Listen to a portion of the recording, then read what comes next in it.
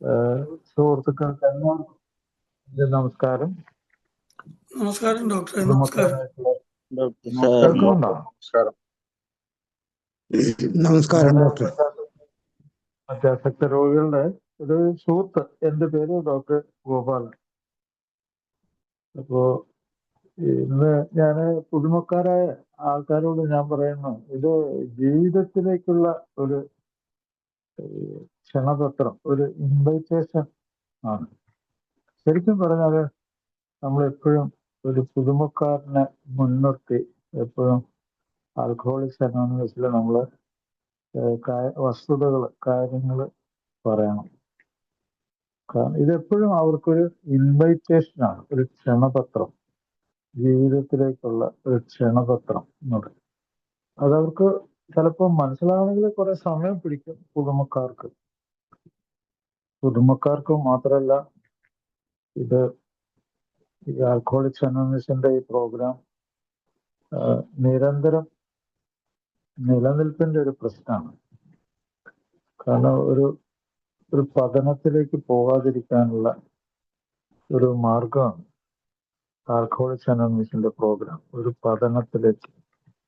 കാരണം മദ്യാസക്ത രോഗത്തില് കാതലായ ചികിത്സ എന്ന് പറയുന്ന വെച്ചാൽ മദ്യമുക്തമായിരിക്കുക, മദ്യത്തിൽ നിന്ന് വിട്ടുനിൽക്കുക എന്നുള്ളതാണ് കാതലായ ചികിത്സ. ആ ചികിത്സ നടപ്പിലാകണമെങ്കിൽ ഒരു സൗഹൃദം, ഒരു ഭയമില്ലാത്തൊരവസ്ഥ, യാഥാർത്ഥ്യം മനസ്സിലാക്കാനുള്ള ഒരു അവസരം, ധൈര്യത്തോടു കൂടി ഒരു കാര്യത്തെ നേരിടാൻ, ഒരു ലജ്ജയില്ലാതെ ഇത് നേരിടാനുള്ള ഒരു കഴിവ്, അതൊക്കെ ആൽക്കഹോളിക്സ് അനോണിമസിന് വ്യക്തമായിട്ടും ശക്തമായിട്ടും മറ്റുള്ളവർക്ക് ഒരു വഴി കാണിച്ചു കൊടുക്കാനുള്ള കഴിവുണ്ട്. അത് തെളിയിക്കപ്പെട്ടിട്ടുള്ളതാണ്. ഒരു ഉദാഹരണം, ഒരു വർഷം ഒരു സുബോധവാനായിട്ടിരിക്കുന്ന ഒരാൾക്ക് പിന്നീടുള്ള പാത ഒരു 70% അയാള് വീണ്ടും സുബോധവാനായിരിക്കും എന്നുള്ളതാണ്. കാരണം എത്രമാത്രം നമ്മൾ സുബോധത്തെ ശക്തമായിട്ട് മനസ്സിലാക്കുകയും അതിന്റെ പുറകിലൂടെ സഞ്ചരിക്കുകയും ചെയ്യുമ്പോൾ അത് നമ്മളിൽ അരക്കിട്ട് ഉറപ്പിക്കും. നമ്മുടെ ചിന്തയിലും നമ്മുടെ മനസ്സിലാക്കാനുള്ള നമ്മുടെ ശക്തിയിലും അത് വളരെ ബലം കൊടുക്കും. അപ്പൊ ഒരു വർഷം അങ്ങനെ സുബോധത്തിൽ പോകുന്ന ഒരാൾക്ക് 70%. അതേസമയം 2 വർഷം കഴിഞ്ഞാൽ അത് വീണ്ടും അതിന്റെ അളവ് കൂടും. കേൾക്കുന്നുണ്ടോ?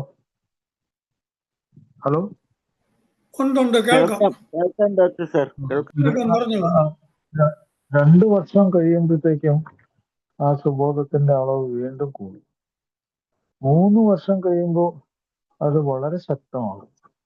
അപ്പൊ നിരന്തരം ഈ മദ്യാസക്ത രോഗത്തിന്റെ ഈ അവസ്ഥയിൽ നിന്ന് മദ്യമുക്തമാകാൻ വേണ്ടി, ആ വാക്ക് പറയുന്നത് മദ്യമുക്തമാകുക എന്നുള്ളതാണ്. അതായത് അബ്സ്റ്റിനൻസ്, ടോട്ടലി അബ്സ്റ്റിനൻസ്. അപ്പൊ ഈ വാക്ക് എന്തിനാണ് ഈ ടോട്ടൽ അബ്സ്റ്റിനൻസ്, വിട്ടു നിൽക്കരുത്? കാരണം ഇത് കാതലായ ചികിത്സ അതാണ്. കാതലായ ചികിത്സ അതാണ്. അപ്പൊ മദ്യം കഴിച്ചുകൊണ്ട് മദ്യപാന രോഗത്തിന് ചികിത്സ എന്ന് പറഞ്ഞു കഴിഞ്ഞാൽ അത് ഊഹിക്കാവുന്ന കാര്യമാണ്. മദ്യം കഴിക്കുമ്പോൾ ആ മദ്യം ശരീരത്തിലെ എല്ലാ അവയവങ്ങളിലും കൂടി കയറി ഇറങ്ങി പോകുന്നുണ്ട്. പ്രത്യേകിച്ച് മദ്യാസക്ത രോഗം ഒരു ബ്രെയിൻ ഡിസീസ്, ഒരു തലച്ചോറിനെ ബാധിക്കുന്ന രോഗമാണെന്നും അത് മുന്നോട്ട് പോകുന്ന രോഗമാണെന്നും അതിൻ്റെ ശക്തമായ ചികിത്സ എന്ന് പറഞ്ഞാൽ നമ്മുടെ സ്വന്തം തലച്ചോറിന് അത് മനസ്സിലാക്കി കൊടുക്കാൻ, അല്ലെങ്കിൽ ഒരു ഉൾക്കാഴ്ച എന്നൊക്കെ പറയും, ഉൾക്കാഴ്ച, ഒരു ഇൻസൈറ്റ്, ശരിക്കും ഒരു ഇൻസൈറ്റ് പ്രോഗ്രാം എന്ന് പറയും.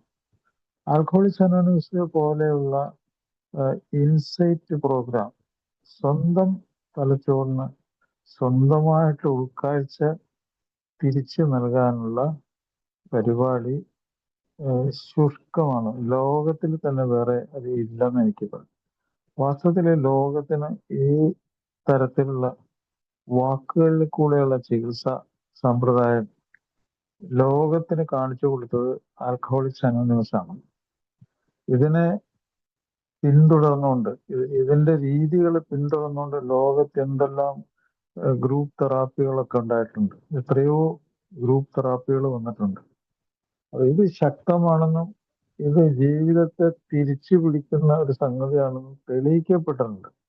അതുകൊണ്ടാണ് ഞാൻ പുതുമക്കാരോട് പറഞ്ഞത് ഇതൊരു ക്ഷണപത്രമാണ്, ജീവിതത്തിലേക്കുള്ള ഒരു ഇൻവൈറ്റേഷനാണ്.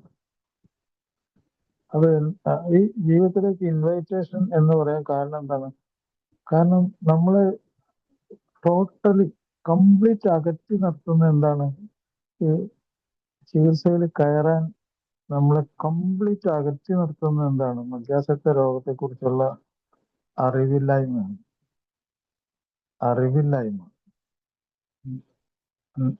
Complete lack of knowledge. എന്താണ് എനിക്ക് സംഭവിക്കുന്നുള്ള അറിവില്ലായ്മ.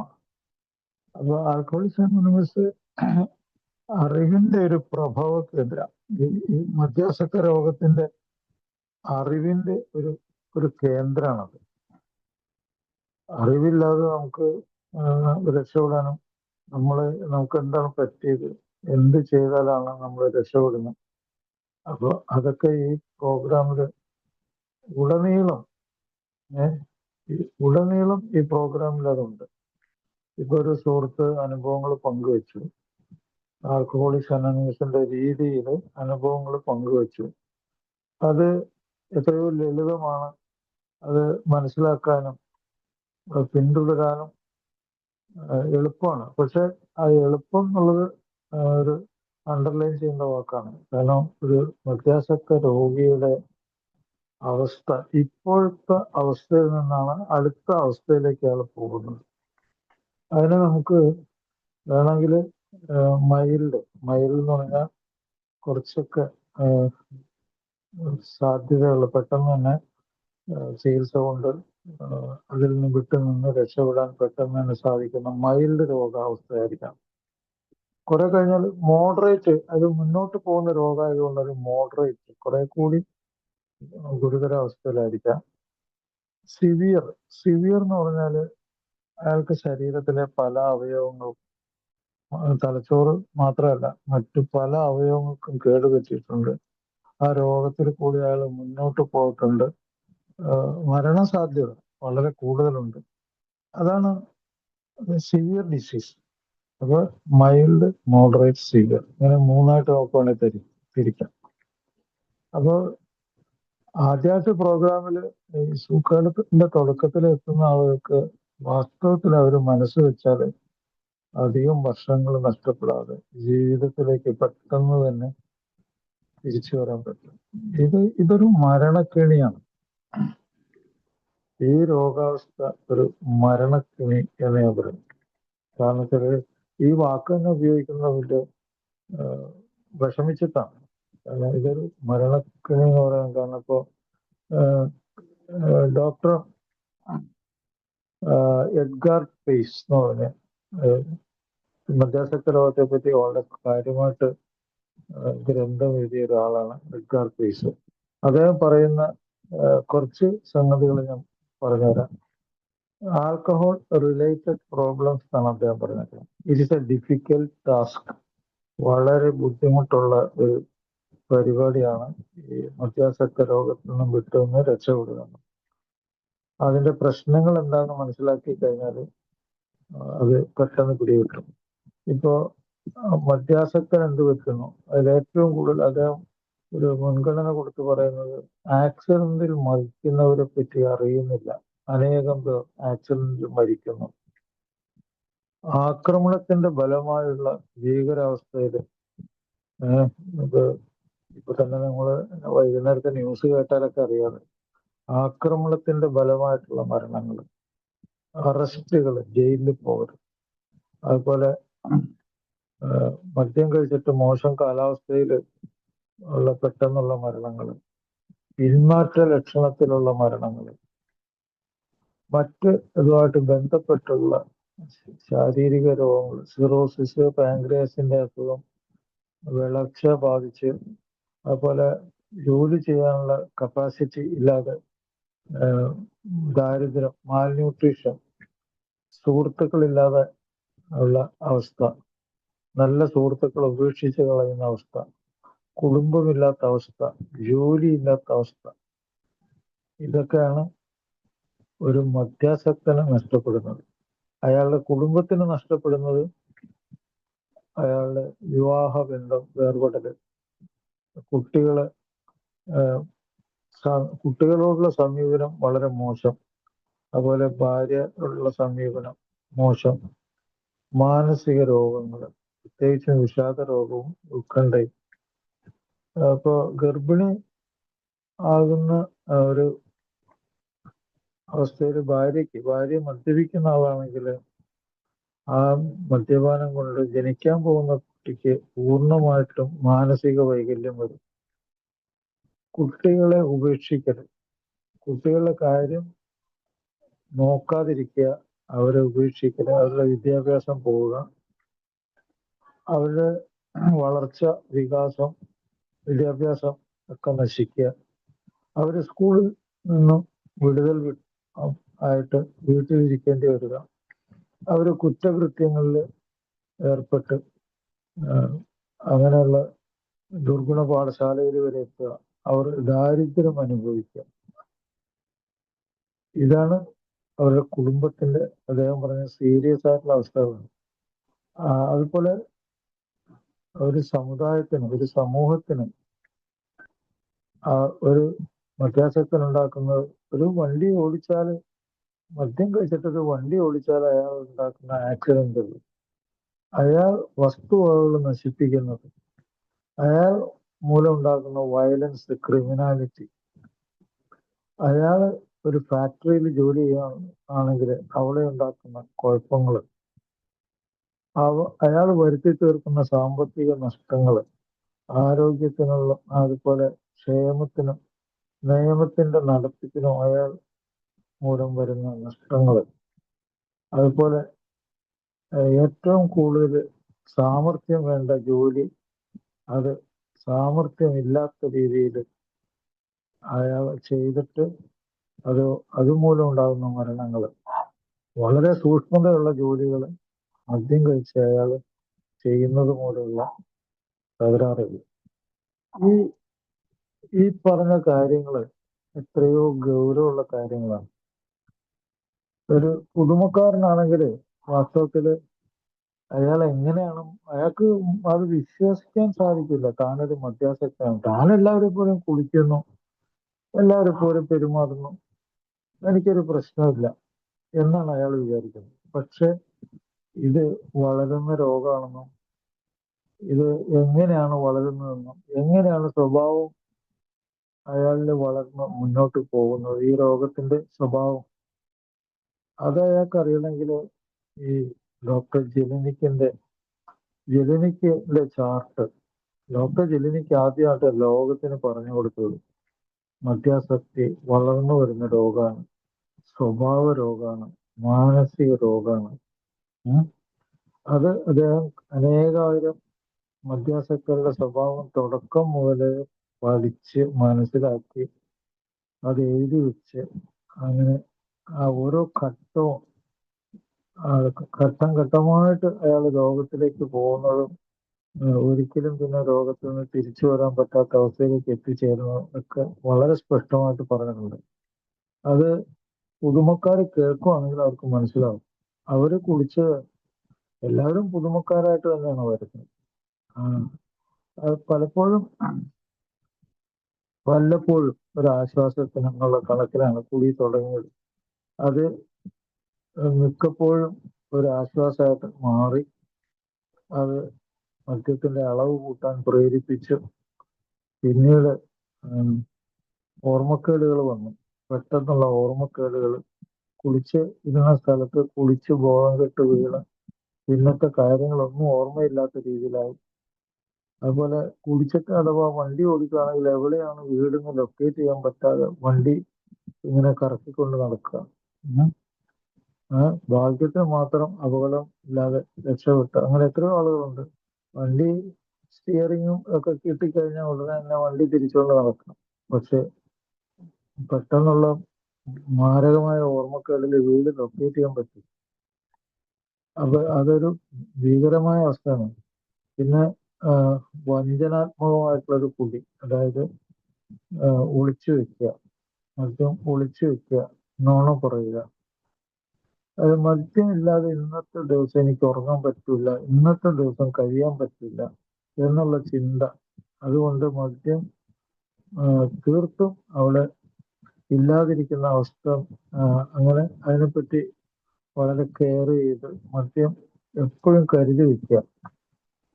മദ്യം കുടുകൂടാ കുടിക്കുക, വെള്ളം കുടിക്കുന്ന പോലെയൊക്കെ. അല്ലെങ്കിൽ ദാഹിക്കുമ്പോൾ കുടിക്കുന്ന വെള്ളം ഗൾപ്പ് ചെയ്യാന്ന് പറയും, സോഡയൊക്കെ കുടിക്കുന്ന പോലെ. കുറ്റബോധം.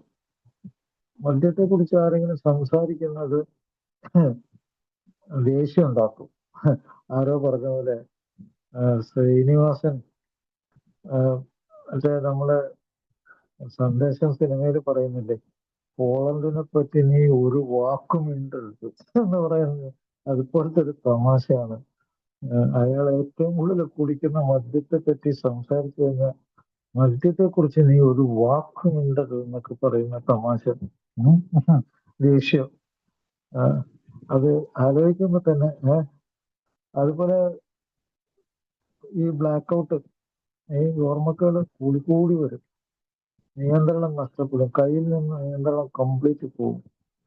പിന്നെ യുക്തി പറയുക, കുടിക്കുന്നതിന്റെ ന്യായം പറയുക.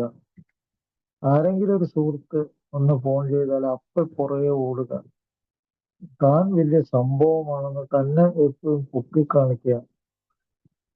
എന്തും പറഞ്ഞു ഒന്നാമത്തെ ഇത് കഴിഞ്ഞ് രണ്ടാമത്തെ ഇതിന് ആക്രമണ സ്വഭാവം. അതുപോലെ കുറ്റബോധങ്ങൾ, ഇടയ്ക്കൊന്ന് നിർത്തിവെക്കാനുള്ള ശ്രമം നടത്തല് പരാജയം. മദ്യത്തിന് പുറകെ പോയി ആ ഡ്രിങ്കിങ് പാറ്റേൺ, മദ്യം പലതരത്തിലുള്ള മദ്യം കഴിച്ച് പരീക്ഷണം നടത്തി നോക്കുക. മദ്യത്തിന് പകരം മറ്റേ ശക്തി കുറഞ്ഞ കള്ള് കുടിച്ചു നോക്കുക, ബിയർ കുടിച്ചു നോക്കുക. അതൊക്കെ പരാജയം ആയതുകൊണ്ട് വീണ്ടും തിരിച്ച് നാടൻ ചാരായം കുടിക്കേണ്ടി വരിക. സുഹൃത്തുക്കളൊക്കെ ഒന്നൊന്നായിട്ട് നല്ല സുഹൃത്തുക്കളെയൊക്കെ ഒഴിവാക്കി കളയുക. കാരണം നല്ല സുഹൃത്ത് എപ്പോഴും നമ്മളോട് നമ്മുടെ ക്ഷേമം, നമ്മുടെ നന്മ ആഗ്രഹിക്കുന്ന നല്ല സുഹൃത്ത് എപ്പോഴും ഏതവസ്ഥയിലും മദ്യത്തിനെതിരായിട്ട് സംസാരിക്കും. അതുകൊണ്ട് അയാളെ നല്ല സുഹൃത്തുക്കളെ ആദ്യം തന്നെ ഒഴിവാക്കും. ജോലി മാറി മാറി പരീക്ഷിച്ച് ജോലി കൂടെ നഷ്ടപ്പെടും. മദ്യ കേന്ദ്രീകൃതമായിട്ടുള്ള ഒരു ജീവിതം അല്ലാതെ അയാൾക്ക് സാധിക്കില്ല. എപ്പോ നോക്കിയാലും മദ്യം. അത് കൂടെ ചിന്തയിലും ഊണിലും ഉറക്കത്തിലും അയാൾക്ക് അതാണ് പ്രാഥമികം. മറ്റു കാര്യങ്ങളിൽ താല്പര്യമില്ലാതെ പോവുക. ബന്ധങ്ങളെ പുതുക്കി പണിയാൻ പറ്റാതിരിക്കുക. മദ്യം ഉപയോഗിക്കുന്ന ആളുകൾ മാത്രം ഉള്ള ഒരു ഫ്രണ്ട്ഷിപ്പ്, സ്വയം സഹതാപം, നാട് വിട്ടുപോയി കുടിക്കേണ്ടി വരിക. കാരണം അയാളുടെ ഉള്ളിന്റെ ഉള്ളിലൊരു ബോധമുണ്ട്, നാട്ടുകാരൊക്കെ ഇതറിയുന്നുണ്ട്, തനിക്കെതിരാണ്. അതുകൊണ്ട് അയാൾ നാട് വിട്ടു പോവുക, വേറെ സ്ഥലത്ത് പോയി കുടിക്കാം. കുടുംബത്തിലെ ആ ബന്ധങ്ങൾ, അതിലൊക്കെ മാറ്റം വരും. ഇതൊക്കെ ഒരു മദ്യാസക്തന് മനസ്സിലാവും ഈ വാക്കുകൾ.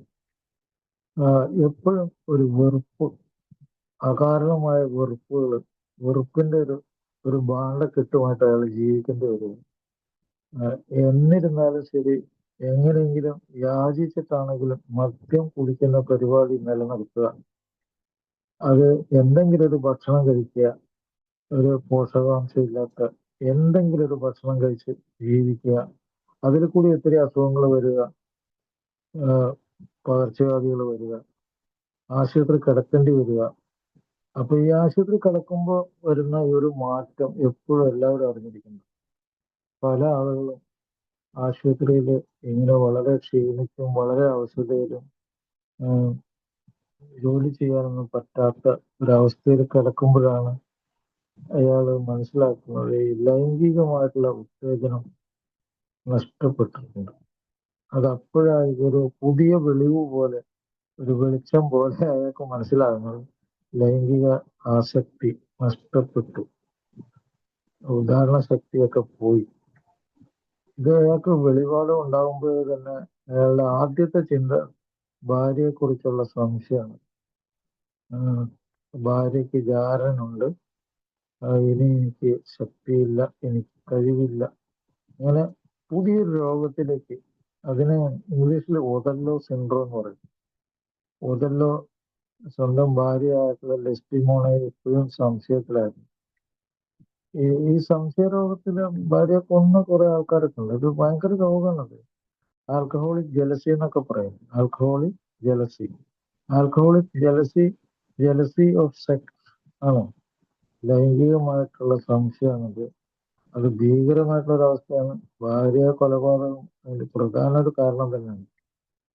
അതിരാവിലെയുള്ള കുടി ഇതിനെ പിന്തുടർന്ന് പിന്നെ ആർക്കും വളച്ചാൽ വളയുന്ന ഒരുത്തനായി മാറുക.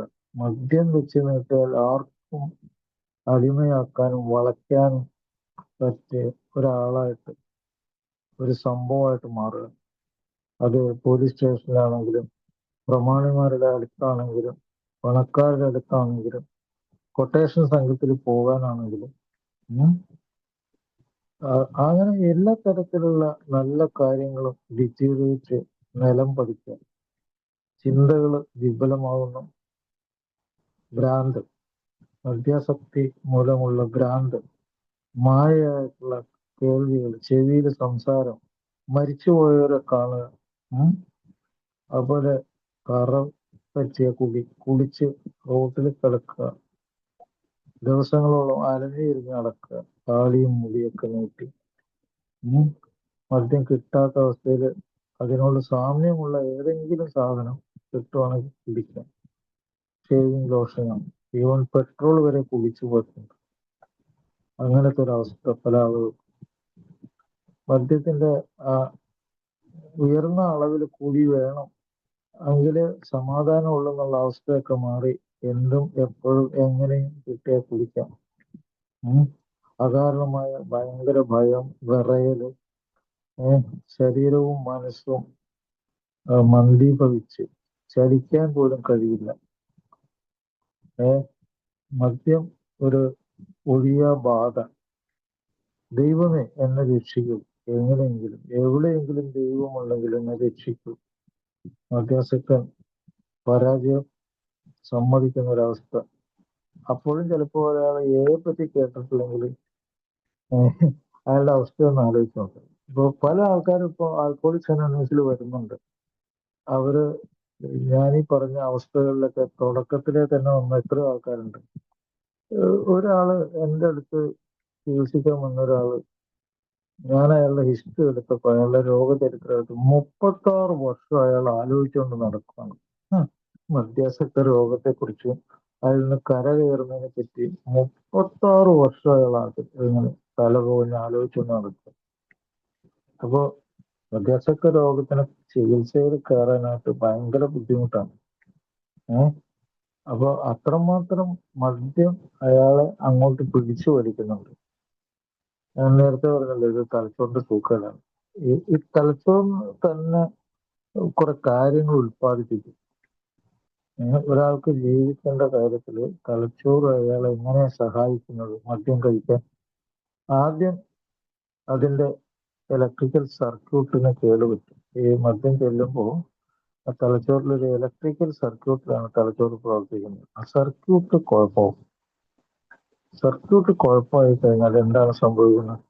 അയാളുടെ ചിന്തകള്, വികാരങ്ങള്, തോന്നലുകള്, സ്വഭാവങ്ങള് എല്ലാം അസാധാരണമാവും, ആവർത്തിക്കപ്പെടും. അത് ആവർത്തിച്ച് അസാധാരണമായ ചിന്തകളും തോന്നലുകളും വികാരങ്ങളും. നേരത്തെ ഒരു സുഹൃത്ത് പറഞ്ഞല്ലോ, പക, ദേഷ്യം, വിട്ടുകൊടുക്കാൻ പറ്റാത്ത അവസ്ഥ, അതെല്ലാം വളരെ കറക്റ്റാണത്. ഈ ബ്ലാക്ക് ഔട്ട് കൂടി വരുന്നത്, ഗ്രാൻഡിയോസിറ്റി, അത് ഭയങ്കര ഉന്മാദാവസ്ഥ, താൻ വലിയ കേമനാണെന്നുള്ള അവസ്ഥ, ആക്രമണ സ്വഭാവം, അസൂയ, ഇതൊക്കെ ഭയങ്കരമായിട്ട് കൂടി വരും. മദ്യം ഒളിച്ച് കടത്തുന്നത്, യുക്തി പറയുന്നത്, ഇതൊക്കെ വളരെ വളരെ കൂടുതലാവും. അതുപോലെ ആശുപത്രികളിൽ കയറി ഇറങ്ങുക എന്നുള്ളത്, പരാജയപ്പെടുന്ന ചികിത്സാ രീതികളും ഒക്കെ കൊണ്ട് അവശത അനുഭവിക്കുകയും, അത് ഈ കഴിഞ്ഞ ദിവസം നിങ്ങൾ കേട്ട് കാണും, ഏതോ ഒരു സഹോദരൻ ഒരു മദ്യാസക്തനെ ഒരു ആശുപത്രി കൊണ്ടുപോയി ചികിത്സിക്കാൻ കൊണ്ടുപോയെന്ന പേരിൽ അയാളെ കൊലപ്പെടുത്തി. സ്വന്തം സഹോദരൻ മദ്യാസക്ത രോഗത്തിന് ചികിത്സിക്കാൻ ആശുപത്രി കൊണ്ടുപോയി എന്ന പേരിൽ സ്വന്തം സഹോദരനെ കൊലപ്പെടുത്തി. അപ്പൊ എത്രമാത്രം അറിവില്ലായ്മയാണ് ഈ സൂക്കറിനെ കുറിച്ചും ആ അനുഭവങ്ങളെ കുറിച്ചും അയാൾക്ക് എത്രമാത്രം ഒരു പൊട്ടനായിട്ട് മാറി. അയാളുടെ ആന്തരിക സംഘർഷം എങ്ങനെയാണ്, അത് എന്തെങ്കിലും അയാളുടെ തലയിൽ കയറിയിട്ടുണ്ട്. കാരണം തലച്ചോറിന്റെ സൂക്കേടാണത്, തലച്ചോറിന്റെ സൂക്കേടാണ്.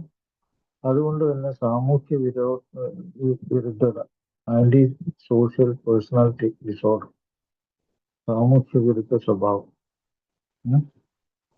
അത് ഇതിനെപ്പറ്റി ഏറ്റവും നന്നായിട്ട് പറഞ്ഞിട്ടുള്ളൊരു കവി നമുക്കുണ്ട്. അദ്ദേഹം മദ്യത്തിൽ നിന്ന് പൂർണ്ണമായിട്ടും വിട്ടുനിന്ന് ഇന്ന് വളരെ നല്ലൊരു ജീവിതം അദ്ദേഹം ജീവിക്കുന്നുണ്ട്. വേറെ ആരുമില്ല, നമ്മുടെ ബാലചന്ദ്രൻ ചുള്ളിക്കാട്. അദ്ദേഹം മദ്യാസക്ത രോഗിയായിരുന്ന സമയത്ത് എഴുതിയ കവിതയിലൊക്കെ ഉണ്ടല്ലോ, ഇത്രയും ഭയങ്കര തീക്ഷ്ണമായിട്ട് ഈ രോഗത്തെ കുറിച്ച് ആരും, ഒരാളും, ഒരു കവിയോ ഒരാളും, ഒരു മദ്യാസക്തൻ പോലും ശരിക്കും അതിനെപ്പറ്റി ആലോചിച്ചു പോലും ഉണ്ടാവുന്നില്ല എനിക്ക് തോന്നുന്നു. അത് വളരെ വസ്തുനിഷ്ഠമായിട്ട് ആ വരികൾ എന്താണ് അദ്ദേഹം പറയുന്നത്. ഒന്ന്, ആത്മഹത്യയെ കുറിച്ചുള്ള ചിന്ത, ആ ആത്മഹത്യക്കും കൊലയ്ക്കും ഇടയിലൂടെ, കൊല എന്ന് വെച്ചാൽ ഒരാളെ ഹോമിസൈഡ്, കൊല നടത്തുക, ഒരാളെ കൊല്ലുക. അപ്പൊ ഒന്നില്ലെങ്കിൽ ആത്മഹത്യ, അല്ലെങ്കിൽ ഒരു കൊല നടത്തുക. ഇതിൽ രണ്ടിന്റെ ഇടയിലൂടെ ഒരു ആർത്തനാദം പോലെ ഒഴുകുന്നു ജീവിതം എന്ന് പറഞ്ഞത് ഒരു ഭയങ്കരമായിട്ടുള്ള ഒരു സങ്കടക്കടല്, ആർത്തനാദം പോലെ ഒരു വിലാപം. ആ വിലാപം എന്നുള്ള ആ വാക്ക് ഭയങ്കര ശക്തമാണ്. അത് അതിന്റെ ഉള്ളിലേക്ക്, അത് ആരുടെയെങ്കിലും ഹൃദയത്തിൽ തട്ടുന്നുണ്ടോ എന്ന് എനിക്കറിയാൻ പാടില്ല. ഇത് ഏറ്റവും ശക്തമായിട്ടുള്ള മെഡിക്കൽ എവിഡൻസ് ആണ്, ഏറ്റവും ശക്തമായിട്ടുള്ള മാനസിക രോഗത്തിന്റെ എവിഡൻസ് ആണ്, ഏറ്റവും ശക്തമായ പഠനത്തിന്റെ അവസ്ഥയാണ്. എന്താണ്? ആത്മഹത്യക്കും കൊലയ്ക്കും ഇടയിലൂടെ ഒരു ആർത്തനാദം പോലെ ഒരു വിലാപം. അയാൾക്ക് രക്ഷപ്പെടണമെന്നുണ്ട്, അതാണ് ആ വിലാപം. പക്ഷെ അയാൾക്ക് സാധിക്കുന്നില്ല. ഒന്നിലെ ആത്മഹത്യ, അല്ലെങ്കിൽ കൊലപാതകം നടത്തുക. കാരണം അയാളുടെ ചുറ്റുമുള്ള ആളുകൾക്ക് ആർക്കും അയാളെ വേണ്ട. ഭയങ്കരമായിട്ടുള്ളൊരു ഇതാണത്. അപ്പൊ ഇങ്ങനത്തെ ഈ രോഗാവസ്ഥയില് ഞാൻ ഇന്ന് പറഞ്ഞ കാര്യം ആർക്കെങ്കിലും ക്ലിക്ക് ചെയ്തിട്ടുണ്ടെങ്കിൽ ഇതൊരു ക്ഷണപത്രം എന്ന് വെച്ചാൽ ഒരു ഇൻവൈറ്റേഷൻ, ജീവിതത്തിലേക്കുള്ള ഇൻവൈറ്റേഷൻ ആണ്. മറ്റ് ഞാൻ നേരത്തെ പറഞ്ഞ ജീവിതം എന്ന് പറയാൻ പറ്റുമോ? എന്ത് ജീവിതം അതെങ്ങനെയാണ് ജീവിതം എന്ന് പറയുന്നത്? ഞാൻ പറഞ്ഞ കാര്യങ്ങൾ അത് ജീവിതമാണ്. അപ്പോൾ ഈ പ്രോഗ്രാം എന്താണെന്ന് വെച്ചാൽ വിമുക്തമാവുക, അതാണ് രോഗ ചികിത്സ. അതിനുള്ള ധൈര്യം ഉണ്ടാവുക, അറിവുണ്ടാവുക. ആ അറിവിലൂടെ പടിപടിയായിട്ട് ഒരു ചെറിയ കുട്ടി പിച്ച വെച്ച് നടക്കുന്ന പോലെ പടിപടിയായിട്ട്, അധികം ഭയങ്കര ആവേശത്തിലൊന്നും പെട്ടെന്നൊന്നും സാധിക്കാത്ത ഒരു കാര്യമാണ്. ഇപ്പോ നമ്മുടെ പഴമക്കാരായ സുഹൃത്തുക്കൾ പറയുന്ന പോലെ ഒരു 90 ദിവസത്തെ മീറ്റിംഗ്, അല്ലെങ്കിൽ 90 ദിവസം മദ്യത്തിൽ നിന്ന് വിട്ടു നിൽക്കണം. അത് ഓൺലൈൻ മീറ്റിംഗ് ആകാം, അല്ലെങ്കിൽ ഫിസിക്കൽ മീറ്റിംഗ് ആകാം. 90 ദിവസം മദ്യത്തിൽ നിന്ന് വിട്ടുനിന്ന് ഓരോ ദിവസവും വിട്ടുനിന്ന് അതിനെ മറികടക്കുമ്പോഴും ഒരു വളരെ ശക്തമായിട്ടുള്ള ഒരു ധൈര്യം സംഭരിക്കുക, ഒരു കറേജ്. അത് നമ്മൾ പ്രാർത്ഥനയിൽ പറയുന്നുണ്ട്. ആ കറേജ്, ആ ഒരു ചങ്കൂറ്റം ഓരോ ദിവസം അങ്ങനെ 90 ദിവസം ആകുമ്പോഴത്തേക്കും ഇതൊരു ബ്രെയിൻ ഡിസീസ് ആയതുകൊണ്ട് നമ്മളെ തലച്ചോറ് നമുക്ക് പതുക്കെ വഴങ്ങിത്തരും. അതെങ്ങനെ വഴങ്ങുന്നു? നമ്മുടെ ഈ വാക്കുകൾ, അനുഭവങ്ങളും ശക്തിയും പ്രതീക്ഷയും. നമ്മുടെ നമുക്ക് മുമ്പേ വന്നിട്ടുള്ള ആളുകൾ അവരുടെ അനുഭവങ്ങൾ പറയും. ആ അനുഭവങ്ങള് ഒരു തുറന്ന അധ്യായം. അത് നമ്മൾ കേൾക്കുമ്പോൾ നമുക്ക് ജീവിതത്തിൽ അത് നമ്മളുടെ ജീവിതമായിട്ട് അത് നമ്മൾ പങ്കുവെക്കുമ്പോൾ അതിന്റെ യാഥാർത്ഥ്യം നമുക്ക് മനസ്സിലാവും. നമുക്കും അത് സാധ്യമാവുന്നുള്ള ഒരു വിശ്വാസം, അടിയുറച്ച ഒരാഗ്രഹം നമ്മളിലുണ്ടാവും. ആ ആഗ്രഹം നമ്മളെ മുന്നോട്ട് നയിക്കും. അത് സന്തോഷത്തോടു കൂടി ചെയ്യുമ്പോൾ ഞാൻ എനിക്ക് വേണ്ടി ചെയ്യുന്നു, ഞാനിനി എൻ്റെ ഗുരുനാഥന്മാരും മറ്റാൾക്കാരും മറിച്ചവർ അവരൊന്നുമല്ല, ഞാൻ എനിക്ക് വേണ്ടി ഞാൻ മുന്നിട്ട് നിന്ന് എന്നെ സംരക്ഷിക്കുക. ഈ പ്രോഗ്രാം എപ്പോഴും ആൽക്കഹോളിക്സ് അനോണിമസിന്റെ ഈ പ്രോഗ്രാം ഈ സെൽഫ് എന്ന് പറഞ്ഞൊരു വാക്കുകൊണ്ട് നിറഞ്ഞിരിക്കണം. സെൽഫ് എന്ന് പറഞ്ഞാൽ ഞാൻ, സ്വന്തം. അത് അഹന്തയല്ല, മുൻഗണനയാണ്. ഞാൻ എന്നുള്ള മുൻഗണന ഇല്ലെങ്കിൽ ഞാൻ ഒരിക്കലും ജീവിക്കില്ല. എൻ്റെ പ്രചോദനങ്ങള്, എൻ്റെ ഉള്ളിലേക്ക് വരുന്ന കാര്യങ്ങള്, എനിക്ക് വേണ്ട നിർദ്ദേശങ്ങള്, എൻ്റെ ബുദ്ധിശക്തി, എൻ്റെ സ്വഭാവ രീതികളൊക്കെ എന്നിൽ നിന്നാണ് തുടങ്ങുന്നത്. സെൽഫ്. അപ്പൊ ആ സെൽഫിന് വേണ്ടി ഉള്ള ഒരു ശക്തി ആർജിക്കുക. അപ്പോൾ അതാണ് 24 മണിക്കൂർ പ്രോഗ്രാം എന്ന് പറയുന്നത്. 24 മണിക്കൂർ വിട്ടുനിന്ന് ശരീരത്തിന്റെ ശക്തി, അതുപോലെ നമ്മുടെ മനസ്സെന്ന് പറഞ്ഞാൽ എന്താണ്? വാസ്തവത്തിൽ മനസ്സ് എന്ന് പറഞ്ഞാൽ ഉദ്ദേശിക്കുന്നത് ബ്രെയിൻ തന്നെയാണ്, തലച്ചോറ്. എന്താണ് തലച്ചോറിന്റെ പ്രവർത്തനം? തലച്ചോറിന്റെ പ്രവർത്തനം നമ്മൾ നേരത്തെ പറഞ്ഞ തന്നെ ചിന്തകള്, തോന്നലുകൾ, വികാരങ്ങൾ, സ്വഭാവങ്ങൾ, അതൊക്കെ നമ്മുടെ ഉള്ളിൽ നിന്ന് വരുന്ന കാര്യങ്ങളൊക്കെ തന്നെ തലച്ചോറിന്റെ പരിപാടി അതൊക്കെ തന്നെയാണ്.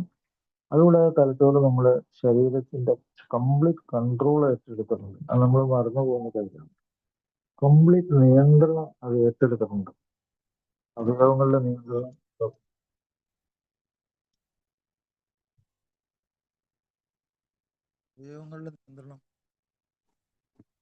സ്വഭാവത്തിന്റെ നിയന്ത്രണം ഒക്കെ തലച്ചോറ് ഏറ്റെടുത്തിട്ടുണ്ട്.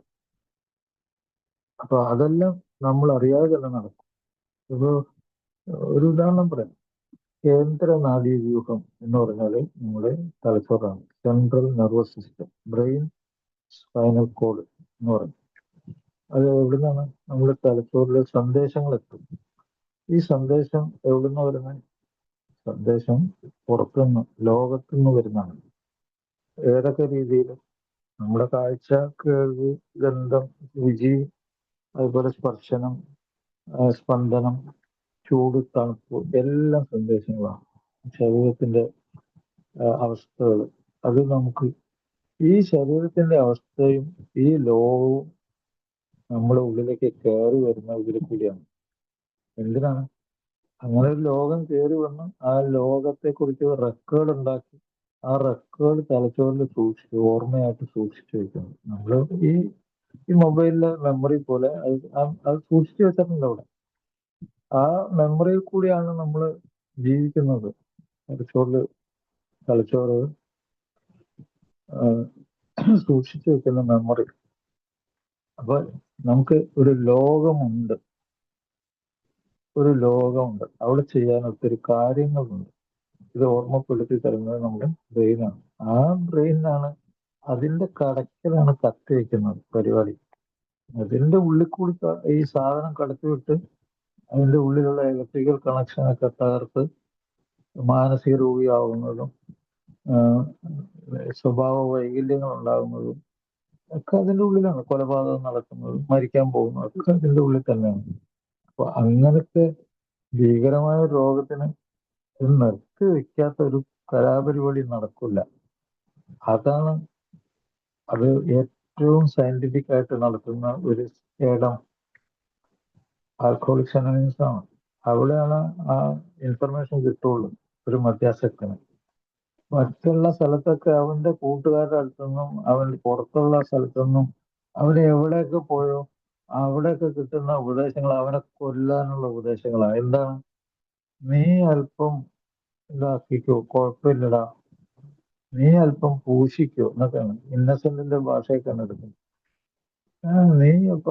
നീ അല്പം പൂശിക്കോ, ഒരു കുഴപ്പമില്ല എന്നൊക്കെ ഉള്ള ഉപദേശമാണ്. അപ്പൊ ഇന്നസെന്റ് തന്നെ ക്യാൻസർ വന്നു മരിച്ചു. അത് ഒരു കുറ്റമായിട്ടല്ല ഞാൻ പറയുന്നത്. അത് എന്താണ്? മധ്യാസക്തി രോഗം ഭയങ്കര ഭീകരമായിട്ടുള്ള അവസ്ഥയാണ്. ഒരു 5-8 തരത്തിലുള്ള ക്യാൻസർ ഉണ്ടാക്കാനുള്ള കഴിവതിനുണ്ട്. അത് തമാശയൊന്നുമല്ല. വളരെ സീരിയസ് രോഗങ്ങൾ അത് ഉണ്ടാക്കുന്നില്ല. അപ്പൊ അതുകൊണ്ട് ഈ രോഗത്തിന്റെ ശരിയായ ചികിത്സ നടക്കുന്ന ആ അറിവ് കിട്ടുന്ന സ്ഥലമാണ് ആൽക്കഹോളിക് അനോണിമസ്. അപ്പോൾ ആ അറിവിനെ മുറുകെ പിടിക്കുന്ന ആൾക്കാര് എന്താണ്, ഈ ക്ഷണപത്രം ശരിക്കും ഉപയോഗിച്ചാൽ ജീവിതത്തിന്റെ മരണക്കെണിയിൽ നിന്ന് രക്ഷപ്പെട്ട് ജീവിതത്തിലേക്ക് തിരിച്ചു വരുവാണ് ചെയ്യുന്നത്. അതിൽ ഇപ്പോ പലപ്പോഴും ചില ആളുകൾ ഒരു പൈങ്കിളി വർത്താനൊക്കെ പറയും. ഇത് പൈങ്കിളി എന്ന് പറയുന്ന സാധനത്തിലില്ല. ഇതെല്ലാം സീരിയസ് ആണ്. എന്താണ്? നമ്മളെ ചുറ്റും നമ്മളെ ജീവിതത്തെ എടുത്തു മാറ്റുന്ന, നമ്മളെ ജീവിതത്തെ നശിപ്പിക്കാനുള്ള എല്ലാ സംഗതികളും ഇതിന്റെ ചുറ്റുമുണ്ട്. അതുകൊണ്ട് ആൽക്കഹോളിക് അനോണിമസിൽ ഏറ്റവും വളരെ ഗൗരവമുള്ള കാര്യങ്ങളാണ് നടക്കുന്നത്. അവിടുത്തെ ആ മീറ്റിങ്ങിൽ എത്ര ശ്രദ്ധയോടുകൂടിയാണ് അവര് അത് കേൾക്കുന്നത്. വാസ്തവത്തില് നിങ്ങളൊരു കാര്യമായിട്ടുള്ളൊരു മീറ്റിംഗ് നോക്കുക, ഒരു ഫിസിക്കൽ മീറ്റിംഗ്, അവരെത്രയോ ശ്രദ്ധയോടുകൂടി അവിടെ ഇരിക്കുന്നത്. മറ്റേതെങ്കിലും ഒരു സ്ഥലത്ത് അങ്ങനെ ആളുകൾ അടങ്ങിയിരിക്കുന്ന കണ്ടിട്ടുണ്ട്. അപ്പോൾ അത് എന്തുകൊണ്ടാണ്? അത് ഗൗരവമുള്ളൊരു സംഗതിയാണ്. അതുകൊണ്ടാണ്. അപ്പോ ഈ പ്രോഗ്രാമിൽ വന്നിട്ടുള്ള പുതുമക്കാർ ഈ ഇൻവൈറ്റേഷൻ അവർക്കത് ശരിയാണെന്ന് തോന്നുകയും ശരിയായിട്ട് നടപ്പിലാക്കുകയും ചെയ്താൽ ജീവിതമാണ് തിരിച്ചു കിട്ടുന്നത്. എന്നുവെച്ചാല് ഈ എന്താണ് ഡെത്ത് ട്രാപ്പ് എന്നാ പറയുന്നത്. ഡെത്ത് ട്രാപ്പ്, മരണക്കെണി, അതിൽ നിന്നാണ് അവര് ജീവിതത്തിലേക്ക് തിരിച്ചു വരുന്നത്. എന്നുവെച്ചാൽ early death, premature death, severe ആയിട്ടുള്ള മെന്റൽ ഫിസിക്കൽ ഡിസീസസ്, അതുപോലെ ബന്ധങ്ങൾ അറ്റുപോകുന്ന രോഗം, യാഥാർത്ഥ്യം കംപ്ലീറ്റ് മറിഞ്ഞു പോകുന്ന രോഗം, ശരീരചിന്ത തീർത്തും ഇല്ലാതാക്കുന്ന രോഗം, ബോധത്തിന്റെ ഓരോ ലെവലിലും ഈ കലങ്ങി മറിഞ്ഞുള്ള ബോധം. കലങ്ങി മറിഞ്ഞുള്ള ബോധത്തിൽ എന്താണ് മനസ്സിലാകുന്നത്? അവിടെ ബുദ്ധിശക്തി നശിക്കും, വൈകാരിക അവസ്ഥകൾ വികലമാകും, അവിടെ സ്വയം കെയർ ചെയ്യാൻ, സ്വയം ശ്രദ്ധിക്കാൻ പറ്റാതാവും, ജീവിതത്തിന്റെ ഒരു മേഖല അവിടെ നടപ്പിലാവില്ല, ജീവിതത്തിൽ പങ്കെടുക്കാൻ പോലും പറ്റില്ല അത്യാവശ്യമായിട്ടുള്ള കാര്യങ്ങൾ. അപ്പോ അയാളുടെ എല്ലാ കഴിവുകളും നഷ്ടപ്പെടുകയാണ്. ഇതെല്ലാം കഴിവുകളാണ്. ജീവിതം എന്ന് പറഞ്ഞാൽ കഴിവാണ്. വാസ്തവത്തിൽ ആ കഴിവുകൾ നഷ്ടപ്പെടും. അത് എനിക്ക് തോന്നുന്ന പുതുമക്കാരായിട്ടുള്ള ഏതെങ്കിലും ഒരു സുഹൃത്ത് ഇവിടെ ഈ പ്രോഗ്രാമിൽ വന്നിട്ടുണ്ടെങ്കിൽ ഈ ജീവിതം എന്ന് പറഞ്ഞ കാര്യത്തിലേക്ക് അവര് ഇതോട് ഒപ്പം തന്നെ കാലെടുത്ത് വയ്ക്കുക.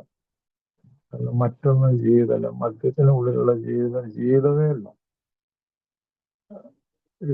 ഇതിനെപ്പറ്റി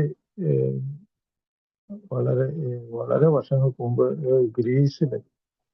ഗ്രീസില് സോക്രട്ടീസ് പറഞ്ഞ ഒരു വാക്കുണ്ട്.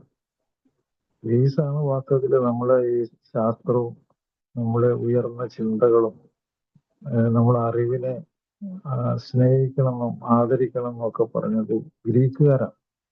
ആധുനിക വൈദ്യശാസ്ത്രം തുടങ്ങിയത് അവിടെ തന്നെ. അപ്പൊ അവിടെ സോക്രട്ടീസ് പറഞ്ഞ കാര്യം എന്താ പറയുമോ? പരിശോധിച്ച് നോക്കാൻ പറ്റാത്ത ജീവിതം ജീവിക്കാനേ അർഹതയില്ലാത്തതാണ്. പരിശോധിച്ച് നോക്കണം. ഒരാൾ സ്വന്തം ജീവിതം പരിശോധിച്ച് നോക്കുന്നത് സ്വന്തം തലച്ചോറുകൊണ്ടാണ്. പരിശോധിച്ച് നോക്കാൻ പറ്റാത്ത ജീവിതം ജീവിക്കാനേ യോഗ്യതയില്ലാത്തതാണ്. പക്ഷെ ഭ്രാന്താണ് അത്. അതാണ് ആൽക്കഹോളിക്സ് അനോണിമസിൽ വരുമ്പോഴത്തേക്കും നമ്മൾ മനസ്സിലാക്കുന്നതാണ്. പരിശോധിച്ച് നോക്കാൻ ധൈര്യം പോലും ഇല്ല സ്വന്തം ജീവിതം. പക്ഷെ ഇവിടെ അതിനുള്ള ചങ്കൂറ്റം, ധൈര്യം പ്രൊവൈഡ് ചെയ്യുന്നൊരു അസാധാരണ സ്ഥലമാണ് ഇവിടെ. അത് ഈ പുതുമക്കാർ മനസ്സിലാക്കണം. ഇപ്പോ ജീവിതം വെച്ച് നിർത്തുന്ന സ്ഥലമാണ്. ജീവിതത്തെ വെച്ച് നിർത്തുന്ന ഒരു സ്ഥലമാണ്. എത്രയും പെട്ടെന്ന് രക്ഷപ്പെടുകയെന്ന് ഞാൻ പറയും. ഈ 24 മണിക്കൂർ പ്രോഗ്രാം ഇവിടെ നിന്ന് കിട്ടുന്ന വിലപ്പെട്ട അറിവുകൾ ഉപയോഗിച്ച് രക്ഷപ്പെടുക. ചികിത്സയില് കാതലായിട്ടുള്ള കുറച്ച് കാര്യങ്ങൾ ഞാൻ പറയാൻ ആഗ്രഹിക്കുന്നു. ഈ ചികിത്സ തന്നെ നമുക്ക് 2-3 ഭാഗങ്ങളായി തിരിക്കാം. ഒന്ന്, ആ 90 ദിവസം വിട്ടുനിൽക്കുന്ന 90 ദിവസങ്ങൾ വളരെ വളരെ വിലപ്പെട്ട ദിവസങ്ങളാണ്. എന്താണ്? ആ 90 ദിവസമാണ് നമ്മൾ തലച്ചോറ് കുറച്ചെങ്കിലും ശാന്തത അനുഭവിക്കുന്നത്. ആ സംഘട്ടനങ്ങൾ ഒക്കെ നമുക്ക് ഭക്ഷണം കഴിക്കാൻ പറ്റുന്നു, ഉറങ്ങാൻ പറ്റുന്നു, അതിനൊക്കെയുള്ള ചികിത്സ ചെയ്യുക. അതുപോലെ തന്നെ റിലാക്സേഷൻ, നല്ല റിലാക്സേഷൻ വേണം, വളരെയധികം വിശ്രമം വേണം, നല്ല വിലപ്പെട്ട വൈറ്റമിനുകൾ, നഷ്ടപ്പെടുന്ന വൈറ്റമിനുകളൊക്കെ കഴിക്കണം. അപ്പോൾ അതിൽ കൂടി നമ്മൾ ഒരു ജീവിതത്തിന്റെ അടുത്ത ഘട്ടത്തിലേക്ക് പ്രവേശിക്കുകയാണ്. അതിൽ പ്രവേശിക്കുമ്പോഴത്തേക്കും നമ്മൾ ഭക്ഷണം, അതുപോലെ തന്നെ നമ്മുടെ സൗഹൃദങ്ങൾ, നമ്മുടെ ബന്ധങ്ങൾ, അതൊക്കെ മെച്ചപ്പെടുത്തണം. ബന്ധങ്ങൾ മെച്ചപ്പെടുത്തണം. കാരണം നമുക്ക് നഷ്ടപ്പെട്ടുള്ള ഏറ്റവും പ്രധാനപ്പെട്ട സംഗതിയാണ് ഈ ബന്ധങ്ങൾ. അപ്പൊ ഈ ആൽക്കഹോളിക് അനോണിമസിൽ വരുമ്പോൾ തന്നെ അതൊരു വലിയ അവസരമാണ്. ഈ ബന്ധങ്ങൾ, അവിടെ യാഥാർത്ഥ്യങ്ങൾ, ഞാൻ നേരത്തെ പറഞ്ഞല്ലോ, യാഥാർത്ഥ്യങ്ങൾ എന്താണെന്ന് അറിയാൻ പാടില്ലാതെ ഇവിടെ ശരിയായിട്ടുള്ള യാഥാർത്ഥ്യങ്ങൾ അത് വളരെ വ്യക്തമായിട്ട് തിരിച്ചറിയാൻ പറ്റും. അതുകൂടാതെ നമ്മുടെ ശരീരത്തെ പറ്റി നമ്മൾ ശ്രദ്ധിക്കേണ്ട കാര്യങ്ങൾ, നമ്മുടെ മനസ്സിനെ പറ്റി ശ്രദ്ധിക്കേണ്ട കാര്യങ്ങൾ, ഇതെല്ലാം വസ്തുനിഷ്ഠമായിട്ട് നമ്മൾ മനസ്സിലാക്കുമ്പോൾ അത് എന്തിൽ കൂടിയാണ് മനസ്സിലാകുന്നതെന്ന് വെച്ചാൽ, നമ്മുടെ ഉള്ളിലൊരു മനുഷ്യൻ ഇപ്പോഴും ഉണ്ടോ, ജീവിക്കുന്നുണ്ടോ, നമ്മുടെ ഉള്ളിലൊരു മനുഷ്യത്വം ഉണ്ടോ, അല്ലെങ്കിൽ നമ്മുടെ ഉള്ളിൽ ആത്മീയമായിട്ടുള്ള ഒരു ചോദന. ആത്മീയത എന്ന് പറഞ്ഞു കഴിഞ്ഞാല് മറ്റു മനുഷ്യരോടുള്ള നമ്മുടെ സ്നേഹം, കരുണ, ദയൊക്കെ തന്നെ അത് പ്രവർത്തിക്കുന്നുണ്ടോ ഇപ്പോഴും? അതിൽ കൂടി തന്നെ നമ്മൾ ഈ ജീവിതത്തെ തിരിച്ചു പിടിക്കേണ്ടത്. അതിനുള്ളൊരു അവസരം ഇതിലുണ്ട്. അപ്പൊ ഇതൊന്നും നഷ്ടപ്പെടുത്താൻ പറ്റാത്ത കാര്യങ്ങളാണ്. ഇതാണ് ശരിയായ മദ്യാസക്ത രോഗത്തെക്കുറിച്ചുള്ള ടെക്സ്റ്റ് ബുക്കാണത്. It's a text book.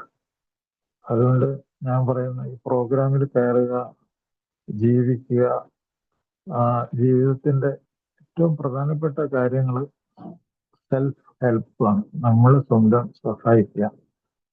അതിന് ഏറ്റവും സഹായിക്കാൻ നമ്മൾ സപ്പോർട്ട് ചെയ്യുന്ന നമ്മുടെ കുടുംബാംഗങ്ങള്, നമ്മുടെ നല്ല സുഹൃത്തുക്കള്, നമ്മൾ ചികിത്സിക്കുന്ന ആശുപത്രികള്, അതുപോലെ തന്നെ അവരിലുള്ള വിശ്വാസങ്ങളൊന്നും ഒരിക്കലും നഷ്ടപ്പെടുത്താതിരിക്കുക. അവരുമായിട്ടുള്ള അടുപ്പം, അവരുമായിട്ടുള്ള പിന്തുടർന്നുള്ള ചികിത്സ,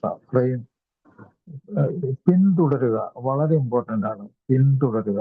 ഈ ചികിത്സ നിങ്ങളെ വിട്ടുനിൽക്കല്, നിങ്ങളെ മരണം വരെ പിന്തുടരുക. അതുപോലെ തന്നെ ആ പിന്തുടർന്നുകൊണ്ടിരിക്കുമ്പോൾ ഒരു പുതിയ മനുഷ്യനായിട്ട് റിക്കവറിയിലേക്ക് പോകണമെങ്കിൽ എല്ലാ ഉത്തരവാദിത്തങ്ങളും നേരിട്ട്, കുടിക്കാതിരിക്കുക എന്നുള്ള ഉത്തരവാദിത്തം അത് അയാളുടെ ആവശ്യമാണ്. അയാളുടെ ജീവന്റെ വെളിച്ചം എന്ന് പറയാം. ആ ബോധത്തിന്റെ ഉള്ളിലുള്ള അയാളുടെ വെളിച്ചം അതാണ്. അയാൾക്ക് ജീവിക്കാനായിട്ട് ഉള്ള സുബോധം, അതാണ് അയാളുടെ റിക്കവറി. അതിനുള്ള ഉത്തരവാദിത്വം അയാൾക്കാണുള്ളത്. അപ്പോൾ ഇതൊരു റിപ്പയർ വർക്കായിട്ട് കണക്കാക്കുക. ഒരു വണ്ടി എത്ര മോശപ്പെട്ട ഒരു വണ്ടിയാണെങ്കിലും അത് റിപ്പയർ ചെയ്ത് ഇന്നത്തെ കാലത്ത് ഒരു പുതിയ വണ്ടിയെ പോലെ ആക്കാം. അപ്പോൾ it is A repair work. It's A repair work of the brain, the body and behaviour. ഇത് തലച്ചോറിന്റെ റിപ്പയർ വർക്കാണ്, ഇത് ശരീരത്തിന്റെ റിപ്പയർ വർക്കാണ്, ഇത് സ്വഭാവത്തിന്റെ റിപ്പയർ വർക്കാണ്. ആൽക്കഹോളിക്സ് അനോണിമസ് അതെല്ലാത്തിനും സഹായിക്കുന്നുണ്ട്. ഇവിടുത്തെ 12 പടികളും ആ 12 പാരമ്പര്യങ്ങളും പ്രാർത്ഥനയും ഇവിടുത്തെ ഈ ലിറ്ററേച്ചറും എല്ലാം തന്നെ ശരിക്കും ആ റിപ്പയർ വർക്കിന് സഹായിക്കുന്ന പരിപാടികളാണ്. കാരണം ഇത് എത്ര തീവ്രമായിട്ടുള്ള ഒരു അസുഖമാണല്ലോ. അപ്പോൾ അത് ഒരു ആയുഷ്കാലം മുഴുവൻ നീണ്ടു നിൽക്കുന്ന റിപ്പയറുകൾ ഉണ്ട് ഇതിന്. പക്ഷെ ഇത് രസകരമാവും എപ്പോഴാണ് നമ്മളെ അറിവ് വേറൊരാൾക്ക് കൊടുക്കുമ്പോഴും, വേറൊരാള് രക്ഷയുടെ മാർഗത്തിൽ സഞ്ചരിക്കാൻ തുടങ്ങുമ്പോഴും നിങ്ങളുടെ മനസ്സ് ഒരു പ്രത്യേകതരം മനുഷ്യത്വത്താൽ വിജൃംഭിതമാകും. അത് അത് ആർക്കോ വേണ്ടി സങ്കടപ്പെടുന്ന ഒരു വിശുദ്ധമായിട്ടുള്ളൊരു മനസ്സായി മാറും.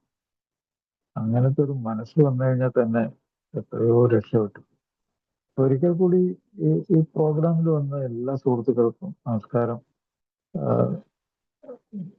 അവർക്ക് മറ്റു കാര്യങ്ങൾ നമ്മളെ ഈ പ്രോഗ്രാമിൽ വന്നതിന് ശേഷം എന്തെങ്കിലും ഈ രക്ഷപ്പെടലിന്റെ മാർഗത്തിൽ എന്തെങ്കിലും അവർക്ക് തടസ്സം നിന്നിട്ടുണ്ടെങ്കിൽ അതിനൊക്കെ ഒരു നിർദ്ദേശം തരാൻ എനിക്ക് സാധിക്കും. ഞാനൊരു അഹന്തയോടുകൂടി പറയല്ല.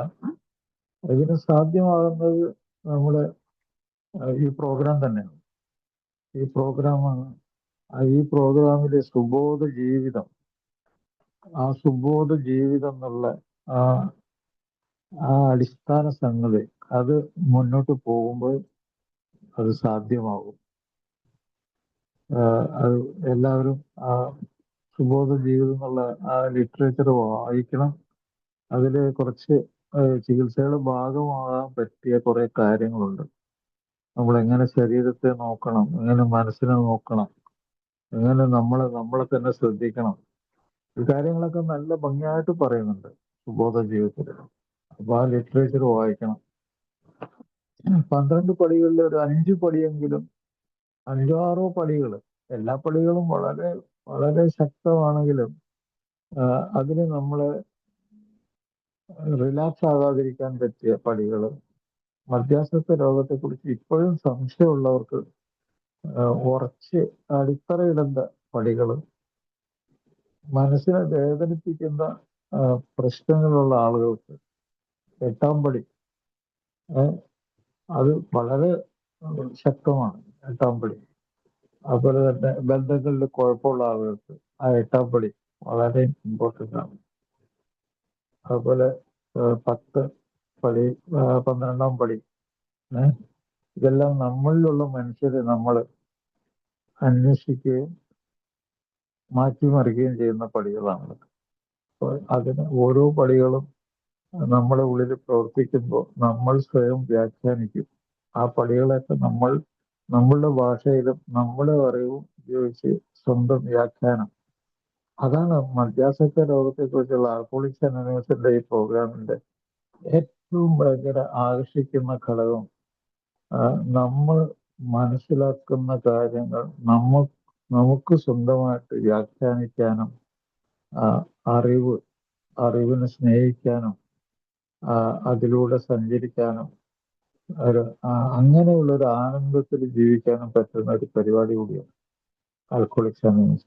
അപ്പോൾ പുതിയതായിട്ട് വന്ന ആളുകൾക്ക് വേണ്ടി ഞാൻ കുറച്ച് പടികൾ പറയാം. ഒരു ഉദാഹരണം, 1-ാമത്തെ പടി, മദ്യത്തിന് മുന്നിൽ ഞങ്ങൾ ശക്തിഹീനരായി, ജീവിതം മാനേജ് ചെയ്യാൻ പറ്റാതെ, കൊണ്ടു നടക്കാൻ പറ്റാത്ത രീതിയിലായി, അനിയന്ത്രിതമായി. നമ്മൾ എന്താണ് മനസ്സിലാക്കുന്നത്? ഇതൊരു ഫണ്ടമെന്റൽ സ്റ്റേറ്റ്മെന്റ് ആണ്, അടിസ്ഥാനമായിട്ടുള്ള ഒരു പ്രസ്താവനയാണ്, ഒരു സത്യമാണ്. സത്യത്തെ അംഗീകരിക്കലാണ്. അതിന് തയ്യാറില്ല. സത്യം നിങ്ങളെ സ്വതന്ത്രരാക്കും എന്നാ പറയുന്നത്. യേശു മുതലുള്ള പ്രവാചകന്മാരൊക്കെ പറഞ്ഞേക്കണത്, ഇന്ന് ഏറ്റവും മഹാത്മാഗാന്ധി വരെ പറഞ്ഞേക്കണ എന്താണ്? സത്യം നിങ്ങളെ സ്വതന്ത്രരാക്കും. സത്യമാണ് യഥാർത്ഥ സ്വാതന്ത്ര്യം. മരണക്കിണിയിൽ നിന്നുള്ള ഈ യഥാർത്ഥ സ്വാതന്ത്ര്യം സത്യമാണ്. അത് ആ സത്യത്തിനെ പ്രകാശിപ്പിക്കുന്ന അതിന്റെ തെളിവാണ് മദ്യത്തിന് മുന്നിൽ ശക്തിഹീനരായി ജീവിതം അനിയന്ത്രിതമായി പോയി എന്നുള്ളത്. അതിനെ സ്വീകരിക്കാൻ വിമുഖതയുണ്ടെങ്കിൽ ഇപ്പോഴും അയാൾ മദ്യാസക്ത രോഗത്തിന്റെ ഉള്ളിൽ നിന്നും പുറത്തു വരാൻ കഷ്ടപ്പെട്ടുകൊണ്ടിരിക്കുകയാണെന്ന് അർത്ഥം. അയാളുടെ തലച്ചോറിന്റെ ഉള്ളിലേക്കൊന്നും യാഥാർത്ഥ്യങ്ങളും പോലും ഒന്നും കയറുന്നില്ല. ജീവിതത്തിന്റെ യാഥാർത്ഥ്യം കയറുന്നില്ല. അത്രയും മടിച്ചു നിൽക്കുകയാണ്.